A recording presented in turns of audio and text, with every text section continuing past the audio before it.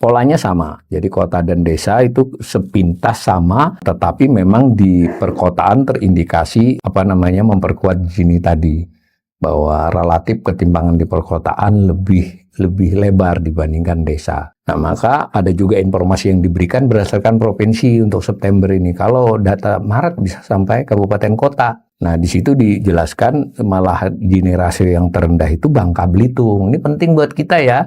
Jadi kalau Gini rasio rendah itu bisa karena memang penduduknya rata-rata ya. Miskin banget enggak, tapi juga kaya enggak, itu Gini rasionya cenderung rendah. Yang tinggi itu 9 provinsi, salah satunya DKI Jakarta. Memang DKI Jakarta kan jadi ketimpangan terasa kan, begitu juga dengan Jogja, Papua Selatan. Ini menarik ya, daerahnya kemiskinannya tinggi, tapi ketimpangannya juga tinggi. Mungkin di sana para elit penduduk, baik karena elit suku atau elit jabatan-jabatan di pemerintahan itu timpangnya tinggi di sana, atau dia mungkin ikut menjadi bagian dari pengelolaan sumber daya di daerah tersebut. Nah, Riau juga tinggi. Menarik ini di daerah seperti Jakarta dan DIY yang kemiskinannya rendah, relatif makmur, ketimpangannya tinggi. Tapi di daerah yang miskin seperti Nusa Tenggara Barat, Papua Barat, Papua Selatan, itu juga ketimpangannya tinggi. Jadi tidak, polanya ini beda ya, harus dilihat. Nah, 29 provinsi lainnya di bawah nasional. Karena memang yang 9 ini, terutama DKI Jakarta, kemudian Jawa Barat, itu penduduknya kan banyak. Itu data Gini rasio provinsi. Nanti silakan dicek di publikasi BPS itu yang lebih rinci. Nah, saya membawa di luar data BPS.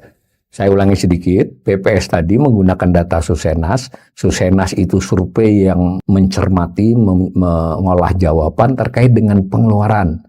Respondennya rumah tangga, kemudian diolah menjadi penduduk ya, karena kan nanti ketahuan di rumah tangga ini anggota keluarganya berapa, 4, 5, 6, 3 kan bisa diolah.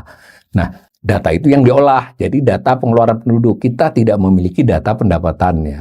Jadi kalau mungkin sudah lebih maju, entah itu cross antara BPS dan misalnya pajak, kalau Kortex sudah baik, itu maka data pendapatan diperoleh, kita nggak punya, data distribusi pendapatan nggak punya. Dulu ada estimasi sesekali oleh BPS, tapi biasanya tidak berani disajikan secara luas ya, karena tidak meyakinkan, beda dengan data pengeluaran. Nah, tetapi dulu ada lembaga Credit Suisse namanya, dia investment fund, tapi dia juga punya lembaga riset yang kuat ya.